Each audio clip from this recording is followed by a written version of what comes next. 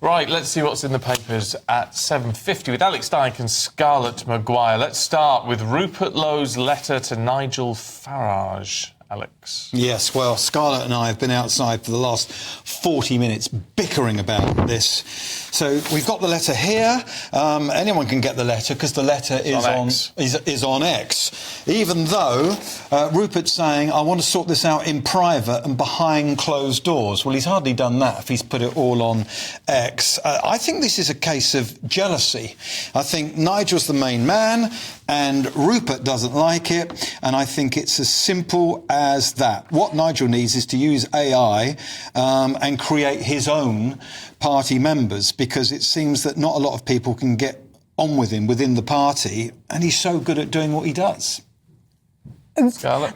I think we have to remember that this all began with GBNews' own Andrew Pearce doing an interview with Rupert Lowe in the Mail last week, in which Rupert Lowe said that Nigel Farage saw himself as a messiah and we need a bit less of that if we're going to get anywhere. And obviously, from then on, it has been fighting, and they've put allegations that Rupert Lowe sexually harassed people, his staff. I mean, it's been awful. Well, it's allegations of bullying within his office, isn't it? Yes. Which he, of course, denies. Completely denies, and they've got a KC working on it, a barrister, who we really don't know, because Rupert Lowe says one thing and she says something else. But, I mean, what this is this always happens in Nigel Farage's party. See, what's interesting about the letter, though, is sort of talking about Reform Party members. Their hard work, their efforts, their determination, that's what put us here. Not me, not you, them.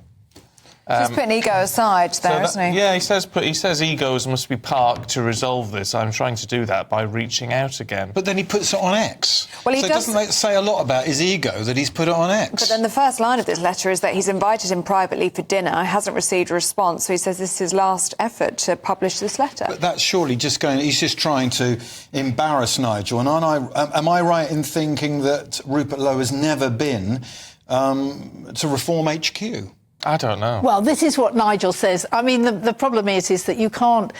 choosing between the two.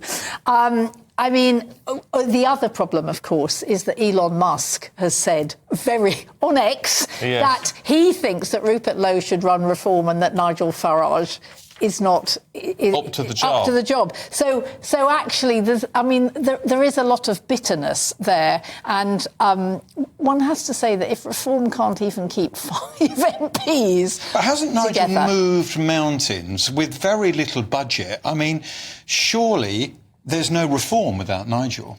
Well, that's the argument, isn't it? But is that a way to be? I don't know. I mean, Nigel is one of the most remarkable politicians of a generation, but you have to be able to work within a party structure behind you. Yeah, he is a one-man band. I mean, he is a great one-man band. He is a wonderful self-publicist. He knows how to do it all.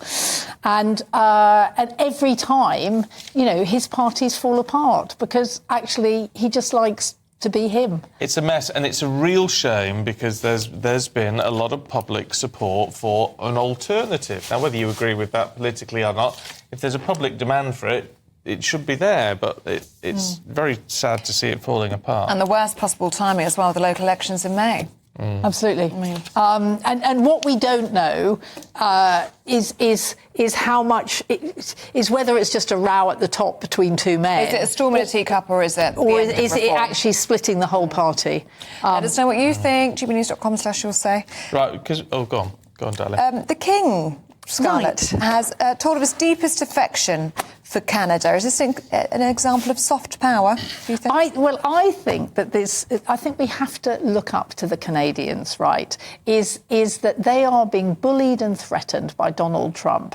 And what he forgets by saying, why don't you just become the 51st state and I'll take off all the tariffs, is actually Canadians are incredibly patriotic. I mean, their national anthem is "Oh, Canada." I mean, I know a lot of Canadians, and boy, do they think Canada is the best country in the world, which is what one should think if that's where you come from.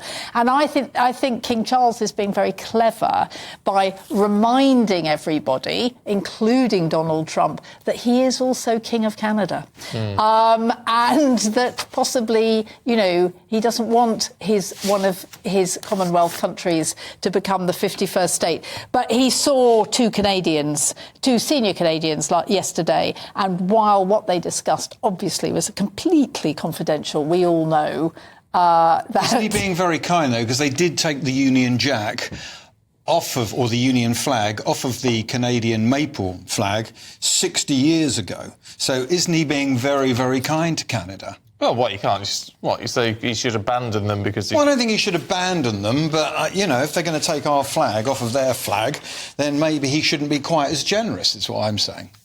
No, I think he's not. I think he's being. I think he's being clever. I think he's being clever. I think he's showing that actually, to all of us, people who are not royalists, that actually you can do very good things you'll as be the back king. You'll be back in it next, Scarlett. I know. I've will. been so rude about Charles for so long, and I think he's doing something really good. Right. Welcome back to Breakfast. It's 6:47. We're going through the papers now with Alex Dyke and Scarlett Maguire. Morning, you two. Morning. Scarlett, let's start with you, shall we? And Keir Starmer says the British state has become overcautious and flabby. Flabby. Look. Is he the Ozempic of government? Oh, very good.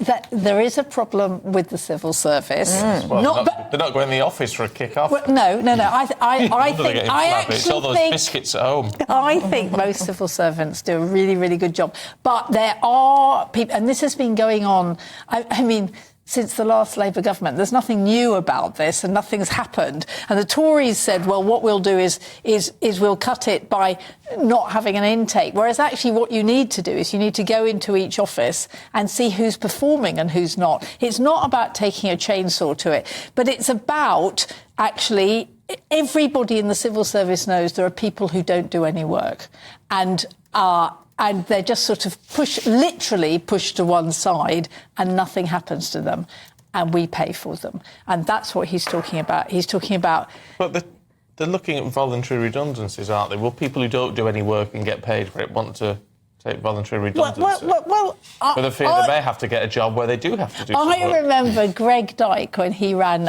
London Weekend Television, explaining to me, he said, yeah, we do voluntary redundancy, and then I go to people and go... I suggest you take it. I mean, there's voluntary redundancy and voluntary redundancy. Is that legal? Well... It was a long time ago. It was a long time ago. No, and nothing has changed. Yeah, I mean, you can get people to leave. Right. I just think it's not about the spending, is it? It's like the NHS. You can chuck billions at it. It's about the management of it all. I think we're looking at this from the wrong end sometimes. But I'm not talking about the money. I'm talking about the management. That's exactly what they need to do, is they need to manage the civil service. Well, for the first time ever, Scarlett, we obviously agree. Absolutely, it's all right. I'm sure we won't agree for the rest of the day. Well, Scarlett, you've got a related story here saying AI could replace civil servants in The Guardian. Yeah, well... I mean, AI is problematic, isn't it? Because, because how many of us are going to be not replaced? Me. We'll be all right. I'll be retired by the time it kicks in. We could put in a bot for you. I think they're right. I mean, I think it's about, if it can be done with technology, why bother to do it with humans? Then it means it's a repetitive job. I mean, actually, what we need to do is we need to get technology working really well, and then people running the technology. And we want people to be more creative and doing things that technology can't.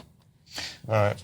I think the AI thing is a bit scary because the book's not been written on it and we don't know where it's going to go. And I tell you what, Stephen, there's a radio station that are using the late Tommy Vance as a DJ. Boom Radio, Boom Rock have taken Tommy Vance's voice with the permission of the family, and Tommy is back on the radio, which is lovely but a little bit freaky. Well, I don't know how I feel about that morally. But it's the same about Michael Parkinson. And as I mean, Jenny Murray, who used to do Women's Hour, said, forbade her children to do that after she said. I mean, I think it's a terrible thing to do. For Jenny. No, I don't think it's going to be an issue for Jenny. Be knocking the door down. I mean, all due respect to her. Let's not be rude. No, it's not being rude, but all due respect to her, she's not Michael Parkinson. No, I know, but what she said is she can't imagine a worse. I mean, it's awful. I mean, I think the Tommy Vance thing is, we've got great presenters, we've got great DJs. You've got to allow stuff to be up and coming. Yeah.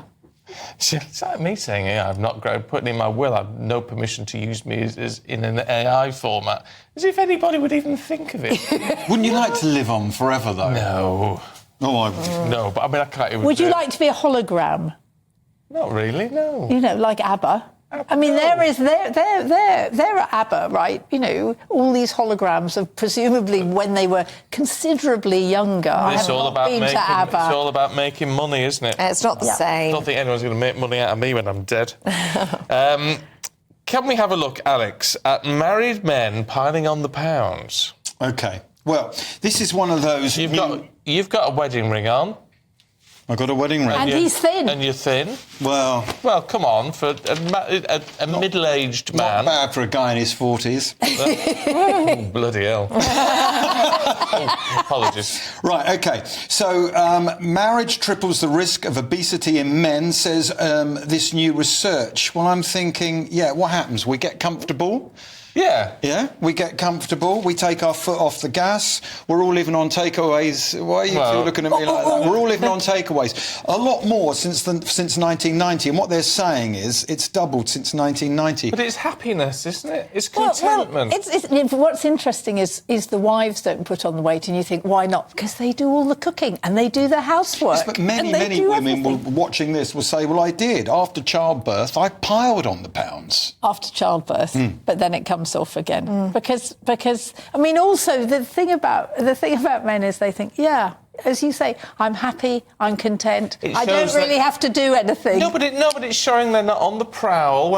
If your husband suddenly starts losing weight, surely you'd be a bit suspicious, thinking they're trying to impress somebody. Surely it's to do with our lifestyle, isn't it? It's to do with takeaway food. It's to do with we all eat out more now than men. Why isn't it true for wives? I think it is. This is one of those new research has found. Go out into any high street and look at the people who are obese. I would imagine there's just as many women as men, wouldn't you? Well, you do see it. You do see it, but it's just that the research says that women don't pile on the pounds in the way. Everybody loves a survey. But I look back to the 70s and the lots of very fat married men. It's not new. No, I think it is. I remember when I was at school in the 1970s, I was in a high school of 1,300 children, and you get to see people, don't you, even though there's 1,300, and there were probably 3 or 4 fat children in the whole school. Wow. Well, now it's a different kettle of fish now, isn't it? Well, on that slightly which is takeaways and things. Well, that could well be. I mean, the thing about kids. Children is it is about junk food. There is no question about that. All right, you two, thank you. Thank you, you two. Let us know what you think on that one. GBNews.com/you'll say. Let's get a check